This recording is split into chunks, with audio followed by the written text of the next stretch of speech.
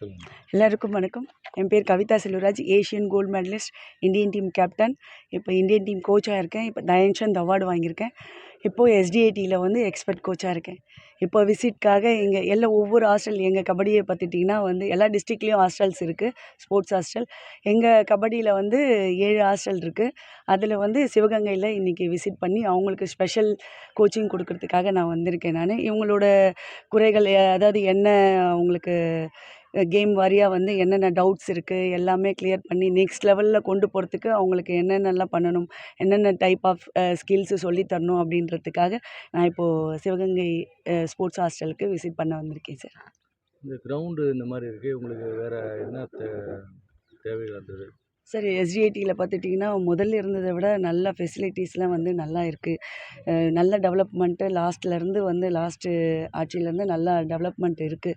ஸ்போர்ட்ஸுக்கு எஸ்பெஷலி இப்போது வந்து ஸ்போர்ட்ஸுக்கு வந்து நல்ல டெவலப்மெண்ட் இருந்தது லாஸ்ட் ஆட்சியிலையும். இப்போ பார்த்துக்கிட்டிங்கன்னா வந்து இதுக்கு முன்னாடி யாருமே வந்து ஒரு உண்மையான ஒரு ஸ்போர்ட்ஸ் பிளேயர் வந்து ஸ்போர்ட்ஸ் மினிஸ்டராக வந்ததே கிடையாது.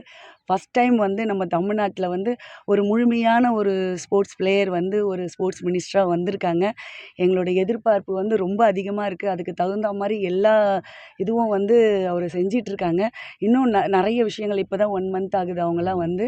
அவர் வந்து பார்த்திங்கன்னா ஒரு பேஸ்கெட் பால் பிளேயர். அவர் நேஷ்னல் இன்டர்நேஷ்னல் லெவலில் விளையாடியிருக்காங்க. அதனால் ஒரு பிளேயரோட தேவைகளும் அவங்க கிரவுண்டு ஃபெசிலிட்டிஸ் எல்லாமே வந்து நம்ம சொல்ல வேண்டியதே கிடையாது. அவங்களுக்கே ஆஸ் எ பிளேயராக அவங்களுக்கே எல்லாமே தெரியும். அதனால் வந்து நல்லா பண்ணுவாங்க அப்படின்றது வந்து எங்களுக்கு முழு நம்பிக்கை இருக்குது. இருந்தாலும் இங்கே சிவகங்கையில் பார்த்துக்கிட்டிங்கன்னா வந்து பசங்களுக்கு கிரவுண்டு ஃபெசிலிட்டிஸ் வந்து நார்மலாக நல்லா இருக்குது. இருந்தாலும் இன்டோர் இருந்தால் கொஞ்சம் நல்லாயிருக்கும். கபடி முதல்ல இருந்ததை விட இப்போ வந்து ஃபுல்லாக டெவலப்மெண்ட் ஆகிடுச்சு. ஒரு டிஸ்ட்ரிக்டை நடத்துகிறதா இருந்தாலும் ஸ்டேட்டு, நேஷ்னல்ஸு, இன்டர்நேஷ்னல் எல்லாமே பார்த்துக்கிட்டிங்கன்னா மேட்டில் தான் இப்போ ப்ராக்டிஸ் பண்ணிகிட்ருக்காங்க. மேட்டில் தான் விளையாடுறாங்க. எல்லா மேட்சஸுமே வந்து ஒரு school SGFI national, SGFI match, RTG, PDG எல்லாமே பார்த்துக்கிட்டிங்கன்னா வந்து மேட்டில் தான் இது பண்ணுறாங்க. அதனால் இன்டோர் ஃபெசிலிட்டிஸ் இருந்தால் நல்லாயிருக்கும். மேட்டில் ப்ராக்டிஸ் பண்ணும்போது நல்லாயிருக்கும். இதுக்கு முன்னாடி இருந்த ஸ்கில்ஸ் வேறு, மண்ணில் விளையாடும்போது நம்மளோட ஸ்கில்ஸ் வேறு அப்படி இருந்தது.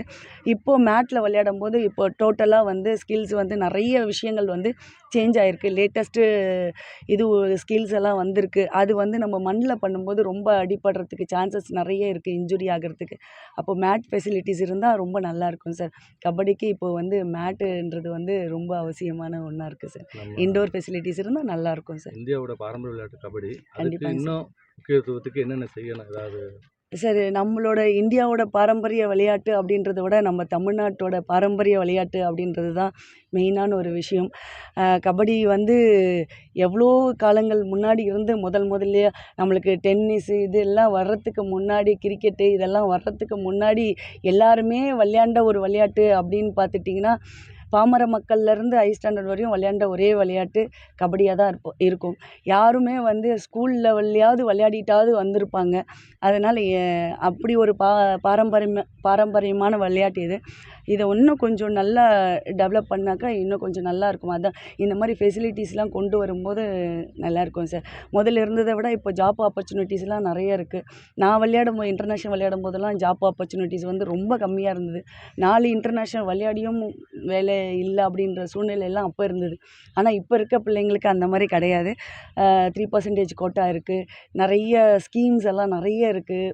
அதெல்லாம் யூஸ் பண்ணி இவங்களுக்கு ஒரு இன்டர்நேஷ்னல் லெவலில் இவங்க ரெடி ஆகுறாங்கன்னா அவங்களுக்கு ஃபண்டெல்லாம் தனியாக இது பண்ணுறாங்க. அப்புறமா இப்போ ஒவ்வொரு கேமுக்கும் ஒவ்வொரு எக்ஸ்பர்ட்டை வச்சு இது பண்ணிகிட்ருக்காங்க.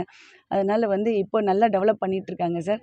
இன்னும் கொஞ்சம் இந்த கிரவுண்டெல்லாம் வந்து கொண்டு வந்தாக்கா, இன்டோர்லாம் கொண்டு வந்தால் கபடிக்காக நல்லாயிருக்கும் சார். Thank you so much. என் பேர் Kavitha Selvaraj. Asian gold medalist, Dhyan Chand awardee.